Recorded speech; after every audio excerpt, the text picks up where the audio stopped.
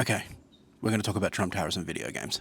So there's been a lot said about Nintendo, the Switch 2, and the Trump administration's tariffs in recent days and how that's going to affect pricing on that device. Before I begin, I feel like I should preface this by saying that I am shooting this video the morning that Trump announced the 90-day reprieve on his tariffs, the one that he said he wasn't going to do, and that while it could lead to market chaos in other territories other than Australia, here in Oz right now it doesn't seem like we have much to worry about, especially in terms of Switch pricing. However, over in the States there is a wider concern that the Switch 2 could wind up being quite a bit more expensive. The device was originally announced at $450 last week, and now it looks like that may still rise. At the time of recording, Switch 2 pre-orders were supposed to go live in the US today, but they haven't. Nintendo issued a pause on the pre-orders until they could figure out what the hell was going on with the tariffs and whether it would need to raise the price of the Switch hardware at all. And what we know right now is that the Trump administration has upped the tariff it was charging to China to 125%, while it has dropped just about everybody else back down to the 10% it had been threatening for several weeks. This is very good news for Nintendo, which had moved much of its manufacturing to places like Vietnam and Cambodia. Earlier this week, those countries were staring down the barrel of a 46% hike in tariffs, and now they're back down to 10%. That means Nintendo will be able to continue producing parts for the Nintendo Switch 2